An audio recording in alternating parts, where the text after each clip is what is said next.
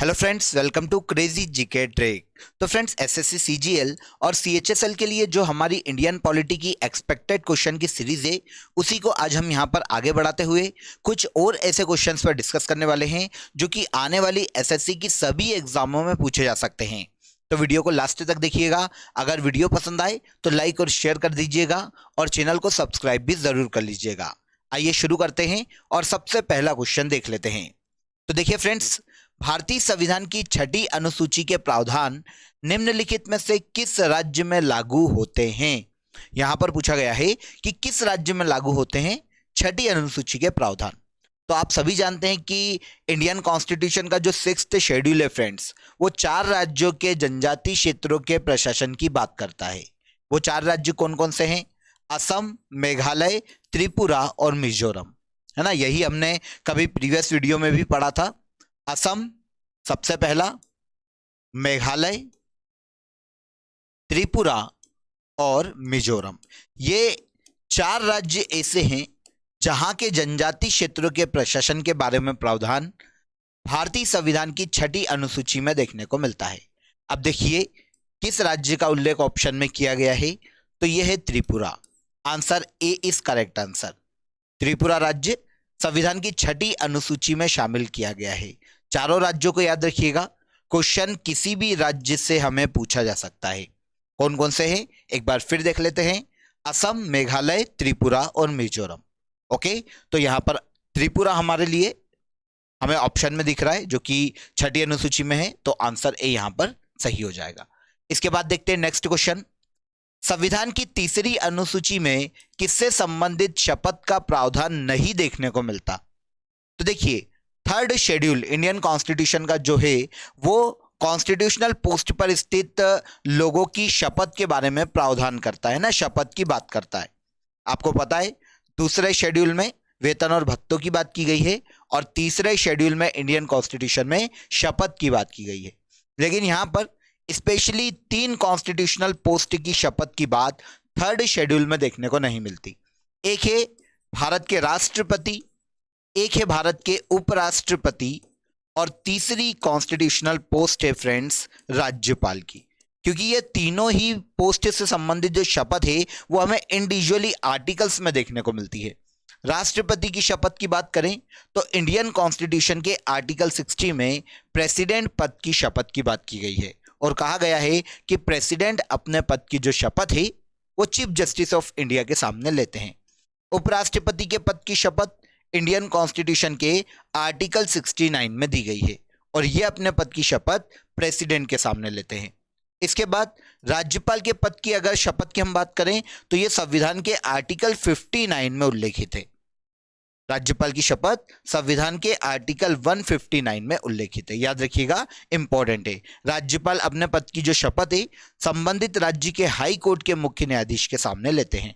तो इन 3 constitutional post की शपथ इंडियन कॉन्स्टिट्यूशन की तीसरी अनुसूची में मेंशन नहीं की गई है। अब हम ऑप्शन में देख लेते हैं कि इन तीनों में से कौन सा हमें ऑप्शन में देखने को मिल रहा है। तो देखिए, ऑप्शन सी में राज्यपाल को मेंशन किया गया है। राज्यपाल के पद की शपथ 3rd शेड्यूल में देखने को नहीं मिलती। ओके, इजीली आंसर पता चल गया। आगे बढ़ने से पहले एक अपडेट दे देता हूं फ्रेंड्स आपको। क्रेजी जीके ट्रिक की एप्लीकेशन पर आप सभी के लिए इंडियन पॉलिटी की लाइव बैचेस 14 नवंबर से स्टार्ट हो गई है। अगर आप इंटरेस्टेड है, अगर आप पॉलिटी को डेप्थ में जाकर पढ़ना चाहते हैं तो आप पॉलिटी की क्लासेस को ज्वाइन कर सकते हैं, कोर्स में एनरोल कर सकते हैं। इसके लिए आपको क्या करना है, आप प्ले स्टोर से क्रेजी जीके ट्रिक की एप्लीकेशन को फास्टली डाउनलोड कर लीजिए। ओके, आई होप अपडेट अच्छा लगा होगा। नेक्स्ट क्वेश्चन पर आते हैं। अगला क्वेश्चन देख लेते हैं। सिक्किम को किस वर्ष भारतीय संघ में राज्य के रूप में शामिल किया गया था? तो एक राज्यों का पुनर्गठन मैंने आपको बहुत ही डिटेल में पढ़ाया था फ्रेंड्स। अगर आपने वो वीडियो नहीं देखा है तो आप उस वीडियो को भी एक बार देख लीजिए, काफी इंपॉर्टेंट है। तो ये वहां पर मैंने आपको डिटेल में समझाया है कि आजादी के बाद जो सिक्किम क्षेत्र था फ्रेंड्स, वो भारत का एक संरक्षित क्षेत्र था। मतलब भारत ने केवल उसकी सुरक्षा का अधिकार ले रखा था, वो भारत संघ में सम्मिलित नहीं था। मतलब एक ऑटोनॉमी के रूप में वो आगे चल रहा था। आगे चलकर 1975 में 36वां संविधान संशोधन किया गया था। संविधान संशोधन, कब किया गया था? 1975 में। और 36वें संविधान संशोधन के द्वारा सिक्किम, जो कि भारत का एक संरक्षित राज्य था, उसे भारतीय संघ में सम्मिलित कर लिया गया था। तो आंसर हो जाएगा आंसर डी, सिक्किम को भारत संघ में 1975 में शामिल किया गया था। संविधान संशोधन भी याद रखिएगा, यह है 36वां संविधान संशोधन। किस वर्ष? 1975। ओके, इसके बाद नेक्स्ट क्वेश्चन पर आते हैं। शिक्षा जो प्रारंभ में राज्य सूची का विषय था, उसे समवर्ती सूची में स्थानांतरित किया गया था। तो देखिए, शिक्षा पहले राज्य सूची का विषय था फ्रेंड्स, जिस पर केवल राज्य कानून बना सकता था। लेकिन आगे चलकर 42 अमेंडमेंट एक्ट लाया गया। यह कब लाया गया था? तो यह लाया गया था 1976 में। 42 अमेंडमेंट एक्ट 1976 में लाया गया और 5 विषय, 5 सब्जेक्ट जो कि उस वक्त राज्य सूची में सम्मिलित किए जाते थे, उन्हें समवर्ती सूची में लाया गया। कौन कौन से थे? एक था फ्रेंड्स शिक्षा, पहला जिसकी हम बात कर रहे हैं। सेकेंड वन, वन्य जीव, सुरक्षा, नापतोल 4th नंबर पर, नापतोल। और 5वें नंबर पर हमें देखने को मिलता है न्याय प्रशासन, न्याय प्रशासन। तो ये 5 विषय, 5 सब्जेक्ट ऐसे थे फ्रेंड्स, शिक्षा, वन, वन्य जीवों की सुरक्षा, नापतोल और न्याय प्रशासन। ये 5 सब्जेक्ट पहले राज्य सूची, स्टेट लिस्ट के विषय थे। आगे चलकर 42वें संविधान संशोधन के द्वारा इन्हें कंकरंट लिस्ट में शामिल कर दिया गया 1976 में। याद रखिएगा, शिक्षा राज्य सूची से समवर्ती सूची में 42वें संविधान संशोधन के माध्यम से एड ऑन किया गया है। ओके, इसके बाद आगे आते हैं। संविधान के आर्टिकल 66 के तहत कौन उपराष्ट्रपति के चुनाव में भाग नहीं लेता? Important, very important question. अब देखिए, यहां पर आपको सबसे पहला फैक्ट जो मिला ना फ्रेंड्स, वो एक आर्टिकल है, आर्टिकल 66। आपको पता चलता है कि आर्टिकल 66 उपराष्ट्रपति के चुनाव की बात करता है, वाइस प्रेसिडेंट के चुनाव की बात करता है। अब देखिए, आर्टिकल 66 के तहत उपराष्ट्रपति का जो चुनाव है फ्रेंड्स, उसमें कौन कौन भाग लेता है, हम सबसे पहले इसकी बात करते हैं। तो संसद के सभी सदस्य, सभी सदस्य, याद रखिएगा, संसद के सभी सदस्य वाइस प्रेसिडेंट के इलेक्शन में पार्टिसिपेट करते हैं। अब सभी सदस्य में राज्यसभा भी आ जाता है और सभी सदस्य में लोकसभा भी आ जाता है। ओके, राज्यसभा भी और लोकसभा के सभी सदस्य, पूरी पार्लियामेंट के सभी मेंबर वाइस प्रेसिडेंट के इलेक्शन में पार्टिसिपेट करते हैं। अब यहां पर पूछा गया कि कौन भाग नहीं लेता, तो देखिए, लोकसभा के सदस्य भाग लेते हैं क्या? बिल्कुल लेते हैं। राज्यसभा के निर्वाचित सदस्य भाग लेते हैं क्या? कोई भी हो, निर्वाचित हो, मनोनीत हो, सब भाग लेते हैं, तो ये भी सही हो गया। विधानसभा के सदस्य, क्या विधानसभा के सदस्य वाइस प्रेसिडेंट के इलेक्शन में पार्टिसिपेट करते हैं क्या? नहीं करते, तो आंसर हो जाएगा आंसर सी। केवल पार्लियामेंट के मेंबर, सभी मेंबर, चाहे वो नॉमिनेटेड मेंबर हो, चाहे वो इलेक्टेड मेंबर हो, सभी मेंबर वाइस प्रेसिडेंट के इलेक्शन में पार्टिसिपेट करते हैं। याद रखिएगा, राज्यसभा के मनोनीत सदस्य ये तो लेते ही हैं। ओके, तो संसद के सभी सदस्य में मनोनीत और निर्वाचित दोनों आ जाते हैं, याद रखिएगा। लेकिन विधानसभा के सदस्य वाइस प्रेसिडेंट के इलेक्शन में पार्टिसिपेट नहीं करते, इसको भी याद रखिएगा। नेक्स्ट क्वेश्चन पर आते हैं। देखिए, भारतीय संविधान के किस अनुच्छेद में उपराष्ट्रपति के पद का उल्लेख किया गया है? वाइस प्रेसिडेंट के पद का उल्लेख किया गया है किस आर्टिकल में? तो वाइस प्रेसिडेंट का जो पद है फ्रेंड्स, वो इंडियन कॉन्स्टिट्यूशन के आर्टिकल 63 में मेंशन किया गया है। आर्टिकल 63 में वाइस प्रेसिडेंट का पद दिया गया है और यह कहा गया है कि भारत का एक उपराष्ट्रपति होगा। अगर हम अन्य आर्टिकल्स की बात करें जो कि अदर्स ऑप्शन में दिए गए हैं, तो आर्टिकल 61 महाभियोग की बात करता है, राष्ट्रपति पर महाभियोग की प्रक्रिया की बात करता है। आर्टिकल 71 अगर प्रेसिडेंट और वाइस प्रेसिडेंट के पद से संबंधित कोई भी विवाद होता है तो अंतिम निर्णय सुप्रीम कोर्ट करेगा, यह आर्टिकल 71 कहता है। आर्टिकल 79 आप सभी जानते हैं, यहां पर पार्लियामेंट का उल्लेख किया गया है, भारतीय संसद की बात की गई है। तो वाइस प्रेसिडेंट की पोस्ट संविधान के आर्टिकल 63 में उल्लेखित है। आंसर हो जाएगा आंसर बी, है ना। सभी आर्टिकल आई होप आपको यहां पर समझ में आ गए होंगे। याद रखिएगा क्योंकि आर्टिकल हमें एग्जाम में कहीं से भी पूछा जा सकता है, तो एटलीस्ट जितने हम यहां पर देख पा रहे हैं उतने तो आपको याद रखने चाहिए क्योंकि ये सारे इंपॉर्टेंट आर्टिकल्स है। ओके, नेक्स्ट देखते हैं। एक जोड़ी मिलाने के लिए कहा गया है, सही सुमेलित कीजिए। देखते हैं, उपराष्ट्रपति की पदावधि मतलब टाइम पीरियड की बात की गई है, तो उनकी पदावधि इंडियन कॉन्स्टिट्यूशन के आर्टिकल 67 में उल्लेखित है। तो ए का हो जाएगा यहां पर फ्रेंड्स 4, है ना। वाइस प्रेसिडेंट की पदावधि आर्टिकल 67 में उल्लेखित है। उपराष्ट्रपति का चुनाव, वाइस प्रेसिडेंट का इलेक्शन अभी हम पढ़ के आए हैं, आर्टिकल 66 में उल्लेखित है। तो बी का हो जाएगा 3।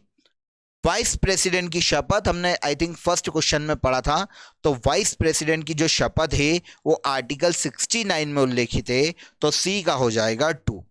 और इसके बाद आकस्मिकता में राष्ट्रपति के कार्यों का निर्वहन, अगर प्रेसिडेंट और वाइस प्रेसिडेंट दोनों अपने पद पर नहीं है तो chief justice of India president की पोस्ट को संभालेंगे। यह प्रावधान हमें आर्टिकल 70 में देखने को मिलता है, तो डी का हो जाएगा 1।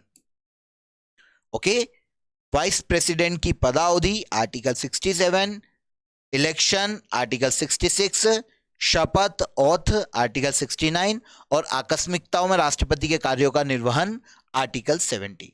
ए का 4, बी का 3, सी का 2 और डी का 1।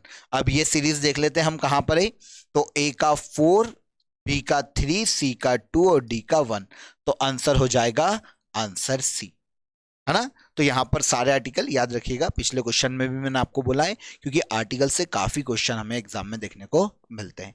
स्पेशली सेंट्रल गवर्नमेंट की जितनी भी एग्जाम्स होती है, एसएससी ले लो और जितनी भी है A to Z, सब में कहीं ना कहीं आर्टिकल्स तो पूछे ही जाते हैं।